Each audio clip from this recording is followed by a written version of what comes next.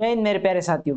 आज की क्लास में हम टेरिटोरियल आर्मी के पेपर को डिस्कस करेंगे जो आपका 12 जनवरी 2025 को हुआ था। और ये पेपर मुझे उन स्टूडेंट ने बताया जिनका टीए में सिलेक्शन हो चुका है। ठीक है, तो क्या क्या क्वेश्चन पूछे गए थे और इस सीरीज से आपको फायदा मिलेगा कि टीए में किस किस तरीके से क्वेश्चन पूछे जाते हैं। पेपर का लेवल आसान रहता है, इसीलिए कट ऑफ ऊपर जाता है। ठीक है, 1971 1971 की लड़ाई में कौन सा नया देश बना था? तो नया देश बना था बांग्लादेश। राष्ट्रीय रक्षा अकादमी कहाँ स्थित है, जिसे आप नेशनल डिफेंस एकेडमी कहते हो? ये आपकी खड़कवासला पुणे महाराष्ट्र में। स्वतंत्र भारत के प्रथम भारतीय गवर्नर जनरल कौन थे? तब आप राइट आंसर करते होते कि सर सी राजगोपालाचारी थे। राष्ट्रगान किसके द्वारा लिखा गया? रविंद्रनाथ टैगोर जी के द्वारा। विश्वनाथ आनंद किस खेल से संबंधित है? तो वो खेलते थे शतरंज।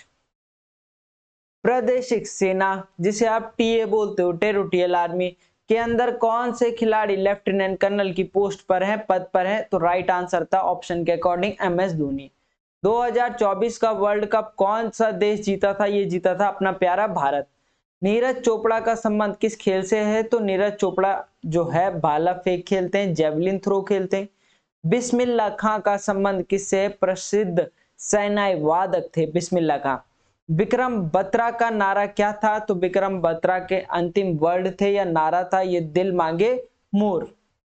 विनेश फोगाट का संबंध किससे है? कुश्ती से है। इजराइल में कौन से धर्म के लोग अधिक रहते हैं? तो अधिक यहूदी लोग रहते हैं। ओलंपिक में 2 कांस्य पदक जीतने वाली महिला कौन थी? वो थी मनु भाकर। ये इस तरीके से आया था कि एक ही ओलंपिक्स में 2 कांस्य 2 ब्रॉन्ज मेडल जीतने वाली पहली भारतीय महिला कौन थी? मनु भाकर। स्वर्णिम विजय दिवस किसके उपलक्ष्य में मनाया जाता है? तो 16 दिसंबर 1971 1971 के युद्ध में पाकिस्तान पर भारत की जीत हो गई थी, मतलब भारत ने पाकिस्तान को हरा दिया था। उस दिन को हम क्या करते हैं? स्वर्णिम विजय दिवस के रूप में मनाते हैं। थल सेना दिवस कब मनाया जाता है? 15 जनवरी को। भारत की सबसे ऊंची चोटी कौन सी है? Godwin Austen.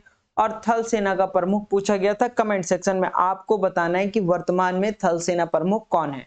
आगे आपके पास साइंस के क्वेश्चन थे।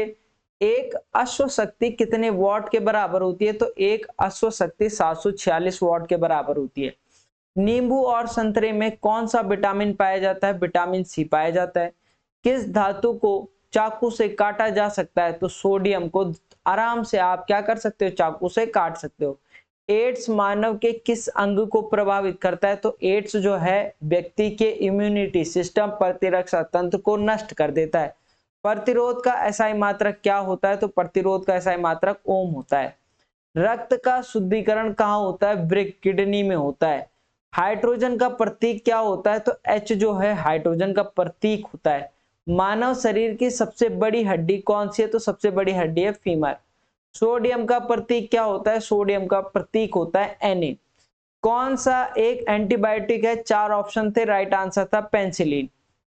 एक और सवाल पूछा गया था कि इनमें से कौन सा विस्फोटक पदार्थ है? 4 आपके पास ऑप्शन थे, बच्चे ने ऑप्शन नहीं बताया। आगे आपके पास मैथमेटिक्स के क्वेश्चन थे। बॉडमास रूल के हिसाब से सबसे पहले क्या सॉल्व होगा? सबसे पहले ब्रैकेट सॉल्व होगा। तो ब्रैकेट को सॉल्व करेंगे, 5 पंजे 25 और 25 और 5 कितना होता है? 30 आपके पास इसका राइट आंसर था। 10 आदमी एक कुएं को 12 दिन में खोदते हैं, तो 5 आदमी उसी कुएं को कितने दिनों में खोदेंगे? सिंपल सा सवाल था, MDH कॉन्सेप्ट लगाना था। क्या होता है MDH कॉन्सेप्ट? तो 10 आदमी मतलब M1 की वैल्यू दे रखी है 10 आदमी, कितने दिन? 12 दिनों में D1 की वैल्यू दे रखी है 12 दिन। और क्या कह रहा है? 5 आदमी M2 हो गया, 5 आदमी और कितने दिन में खोदेंगे? D2 निकालना है। ठीक है, फॉर्मूला होता है M1 into D1 equal to M2 into D2।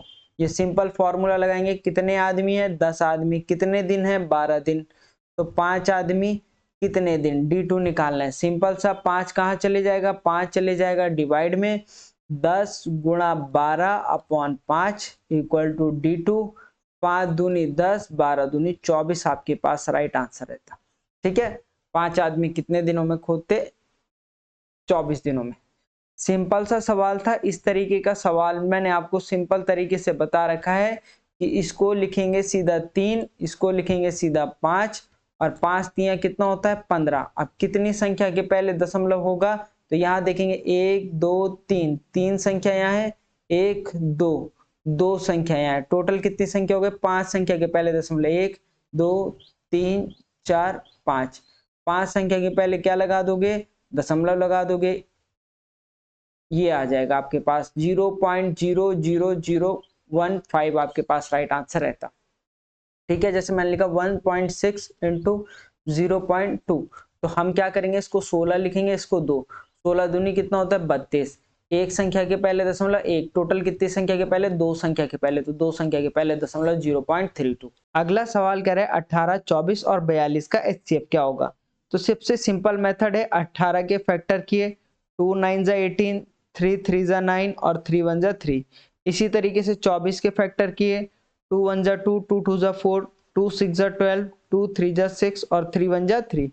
42 के फैक्टर किए, गुणनखंड किए, 2 2 जा 4, 2 1 जा 2, 3 7 जा 21 और 7 1 जा 7। अब लिखेंगे एक एक करके तीनों को फैक्टर को। 18 के क्या है 2 इंटू 3 इंटू 3, 24 के क्या है 2 इंटू 2 इंटू 2 इंटू 3, 42 के क्या है 2 इंटू 3 इंटू 7। अब ऐसा नंबर जो तीनों जगह कॉमन हो, तो आप बोल रहे होंगे कि एक तो ये 2 कॉमन हो गया और एक ये 3 कॉमन हो गया और कुछ है कॉमन नहीं, तो 2 तिया 6। ठीक है, HCF क्या हो जाएगा 6 हो जाएगा। 2x प्लस 5 इक्वल टू 7, तो x का मान ज्ञात करो। 2x प्लस 5 इक्वल टू 7, तो 5 यहाँ प्लस का इधर जाएगा तो माइनस का हो जाएगा। 2x equal to 7 minus 5, x equal to 7 में से 5 गया 2 बच गया, और ये जो x के साथ 2 है ये डिवाइड में चले जाएगा, 2/2 मतलब 2 1 जा 2, एक आपके पास राइट आंसर रहेगा।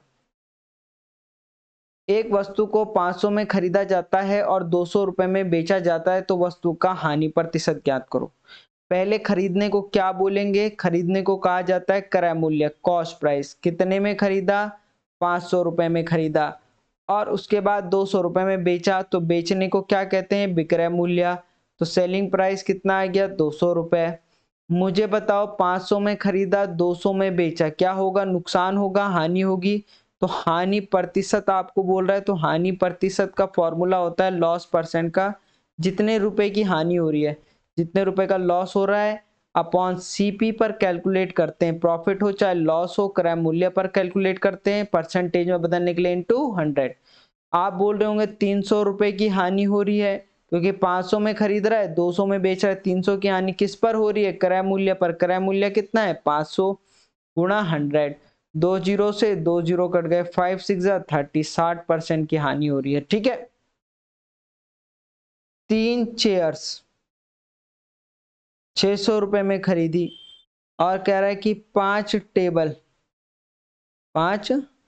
टेबल 1500 में खरीदी।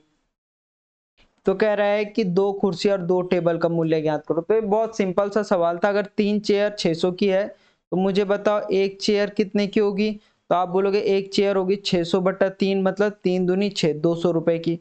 एक चेयर 200 रुपए की, तो 2 चेयर कितने की, तो 2 चेयर की कीमत आप निकाल देते, 2 चेयर की कीमत आ जाती 200 इंटू 2, 2 दूनी 4, 400 रुपए।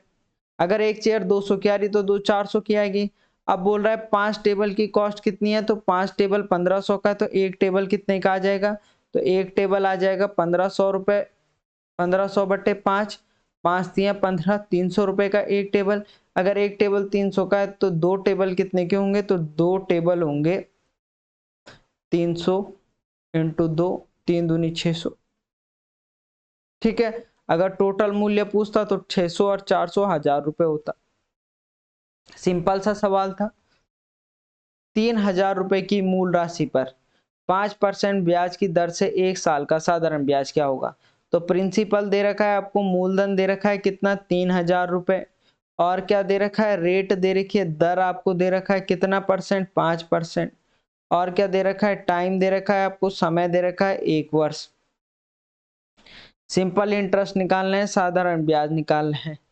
ठीक है, फॉर्मूला लगा देंगे। सिंपल इंटरेस्ट का क्या हो रहा है SI सिंपल इंटरेस्ट, साधारण ब्याज बराबर प्रिंसिपल मूलधन इंटू रेट, दर इंटू टाइम, समय अपॉन 100।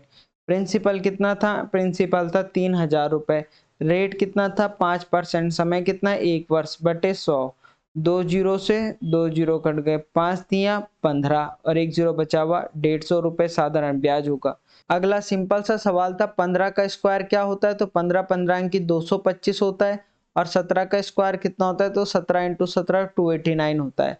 अगर नहीं पता तो 15 गुणा 15 कर लेते और 17 गुणा 17 कर लेते। ठीक है, 15 15 की कितना होता है? 225 या 15 पंजे होता है 75, कैरी 7 15 एकम 15 और 7 22 होता है। इसी तरीके से अगर 17 की टेबल आती है तो ठीक है, नहीं तो 7 से करोगे तो 17 सत्ते होता है आपका 119, 11 कैरी हो गया, 17 एकम 17 और 11 उसमें ऐड करोगे तो हो जाएगा आपके पास कितना? 28। 289 आपके पास राइट आंसर रहेगा। इस तरीके का एक सवाल पूछा गया था, कंफर्म नहीं था कि किस तरीके का सवाल था ये। ठीक है, वैल्यू थोड़ी इधर उधर थी इसमें। तो आज के लिए इतना ही। ठीक है, कोई डाउट है उसके लिए हेल्पलाइन और कमेंट सेक्शन है। बाकी मिलते हैं आपको नेक्स्ट वीडियो में, तब तक के लिए जय हिंद।